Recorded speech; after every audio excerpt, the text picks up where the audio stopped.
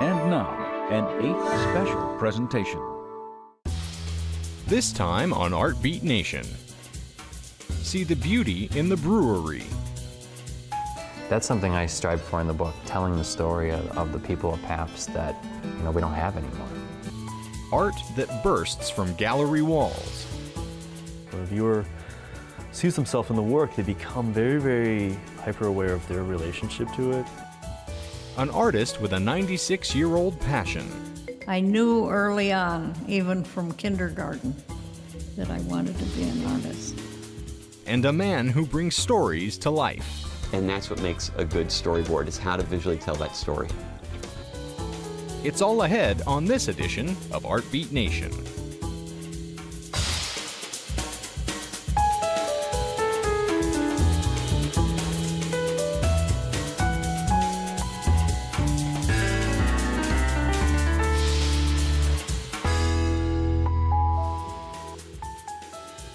Funding for Art Beat Nation is made possible by contributions to 8 from viewers like you. Thank you. Artists tend to focus on the details, bringing life to their creativity. For Wisconsin photographer Paul Bialis, inspiration came from the details of the iconic Wisconsin breweries that were decaying before his eyes.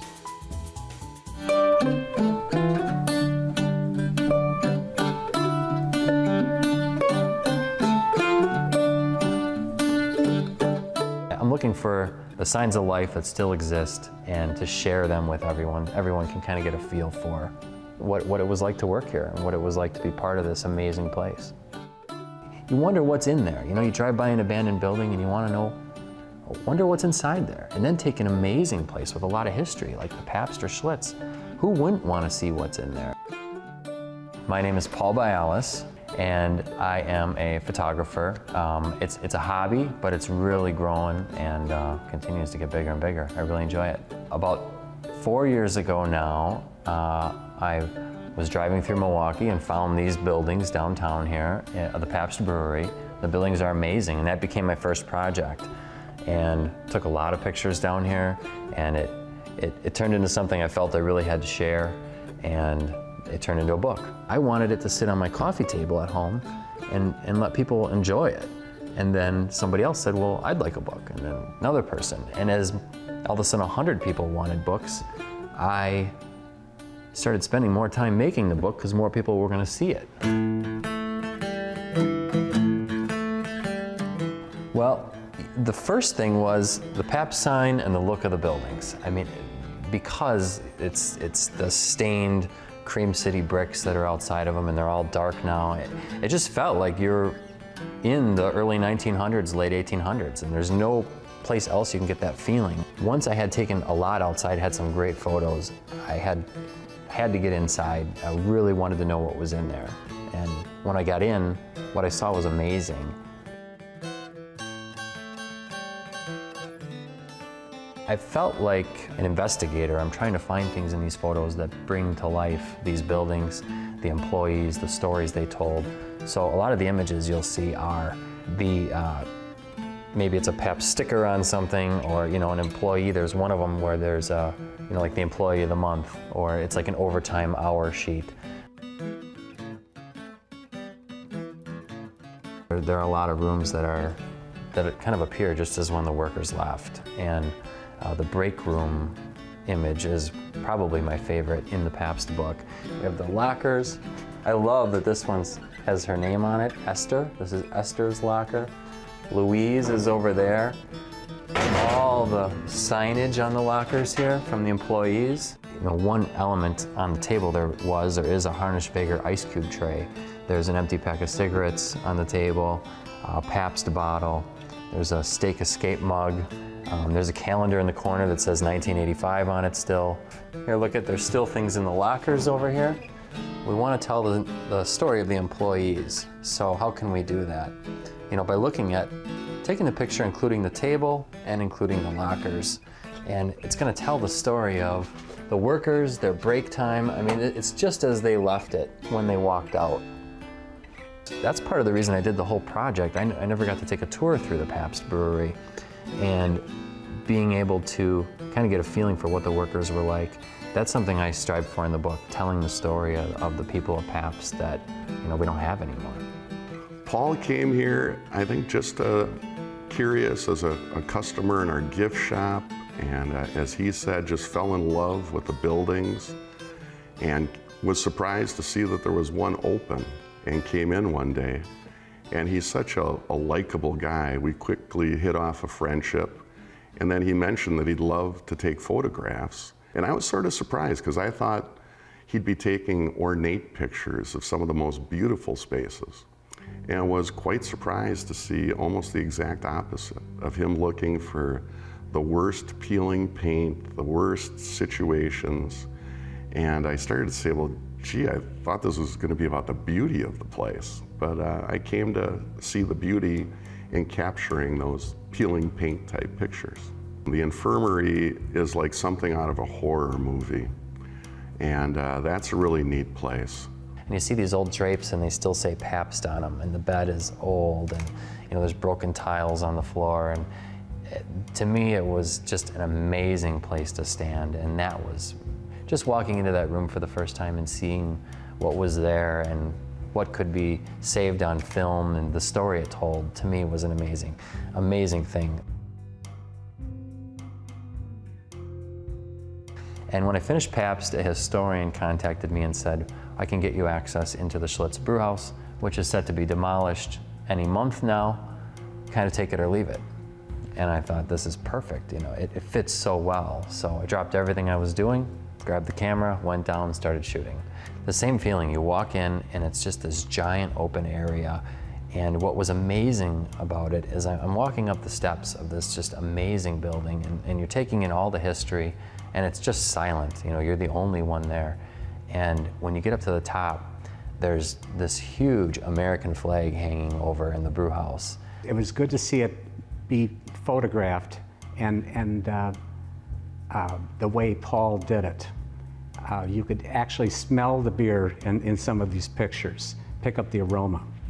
And the pictures do say a lot, and I'm very proud of what he's done. One photo is a picture of the brew house looking up at the skylight. The skylight was a very important aspect of the architectural history of that brew house, as it was with most buildings built in that era. The skylight was still intact at the time Paul took these pictures. Another thing that stood out was the ornate ironwork of the steps.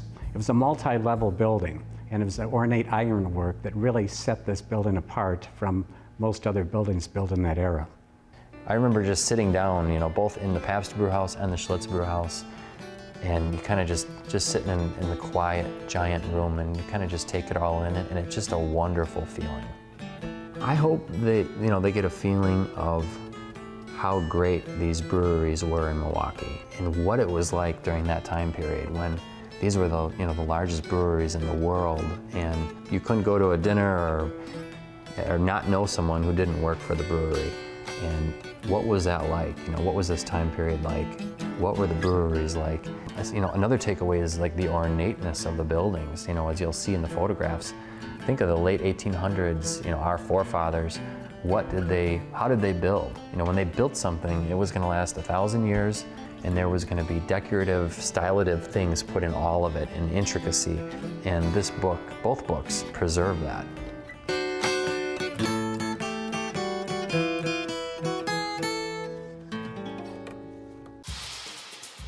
To learn more about Bialis' photography, visit lakecountryphoto.com. Jonathan Latiano is a Baltimore, Maryland-based installation artist, creating works that seem to lunge out of the floor or emerge from the ground. Playing with themes of environmentalism and extinction, Latiano's exhibitions explore what it means to be temporary, both in form and in presence. Take a look. They talk about this thing in sculpture where sculpture ends at the floor. How do you make someone hyper-aware of the space around them so that you begin to talk about this idea that it doesn't end at the floor, that maybe it continues?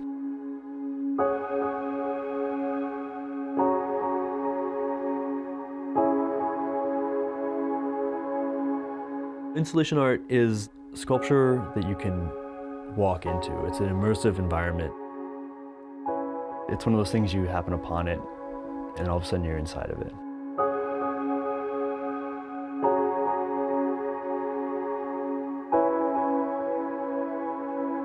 I do have things really emerging out of walls and ceilings and floors. Things, you know, kind of like exploding out, this kind of like organized chaos.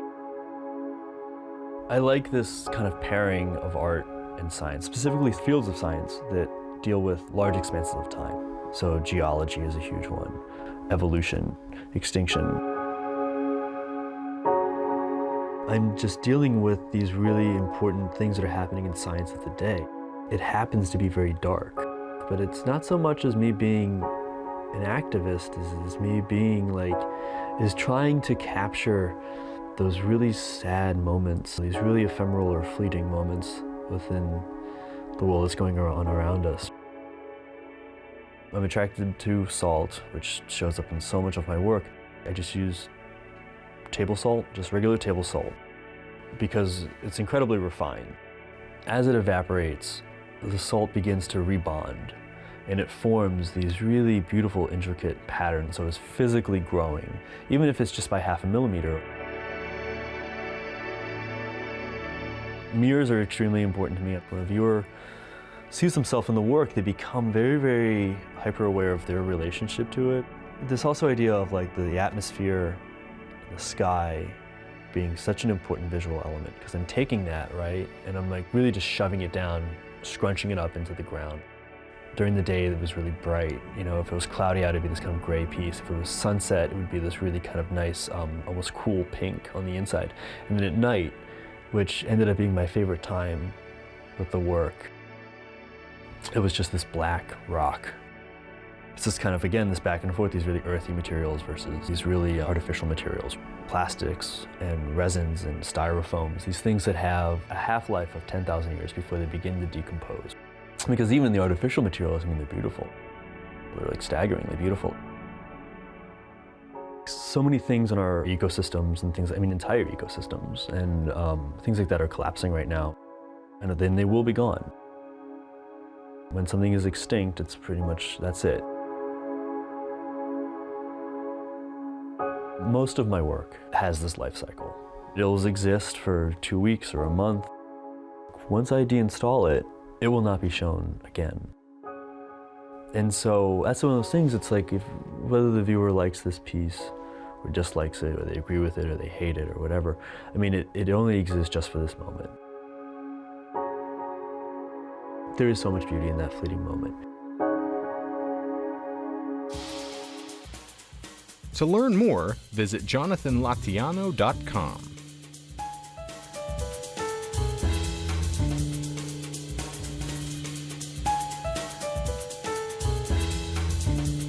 Take a step inside the home studio of Eunice Parsons, a 96-year-old collage artist whose works are currently on exhibit at the Portland Art Museum in Oregon.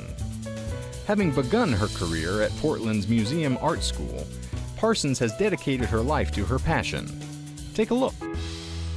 My name is Eunice Parsons, and I'm an artist.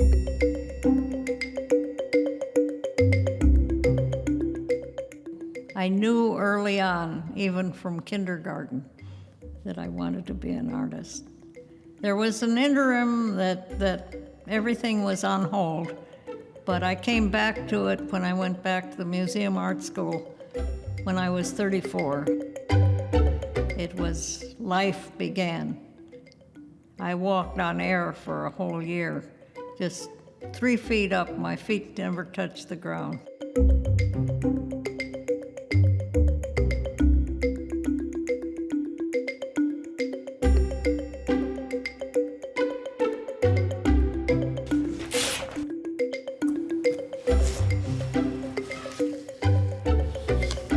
In about 1969, I was laying out collages just as a pattern preparatory to doing silk screens, so that I had a distinct pattern that I could follow, a roadmap. And pretty soon I looked at the collages and said, these deserve to exist on their own.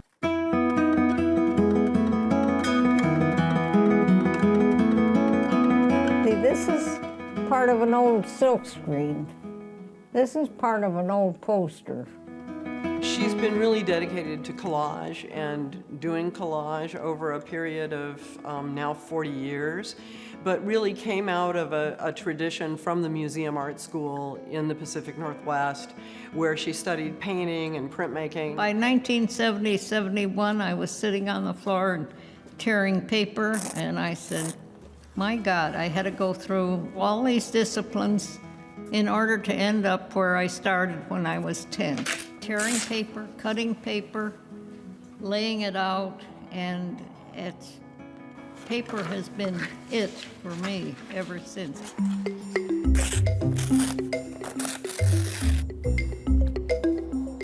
This was when the artists in Portland, at least, were struggling with abstract expressionism. And I wanted to use the paper as loosely as painters were using paint. Oh, that's nice. Oh, boy. It's already weathered and torn and apropos.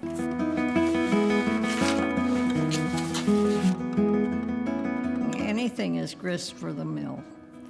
Bus tickets, delivery packages. Wallpaper isn't as good as you might think. So I want to show you what that looks like in the alcove, because she was one of my teachers, and I started working with her in 1970. She didn't have a lot of money. She always taught school part-time. She started teaching, she taught at the YWCA and at St. Mary's Academy in Portland in the 1950s. But teaching ladies who come in from the burbs and want to learn how to paint, you teach, they have tender feelings, and you have to be tender with them. But when I got a bunch of kids who'd come to the Museum Art School to learn how to be artists, you had to hand it to them the way it is. I mean, no soft pedaling. It's still hard to divorce your mind from figurative elements. She's always been incredibly honest and very, very direct. And she would tell students if she thought they had really worked hard and done something that was of high merit. And she would tell students if she thought their work was weak. If it isn't good, forget about it. Let's look at the European stuff. This is from Italy. Thursday the 13th, Sunday the 15th. But for her, there's a personal narrative in almost every piece of paper. It takes a certain amount of chutzpah to go up and rip off posters.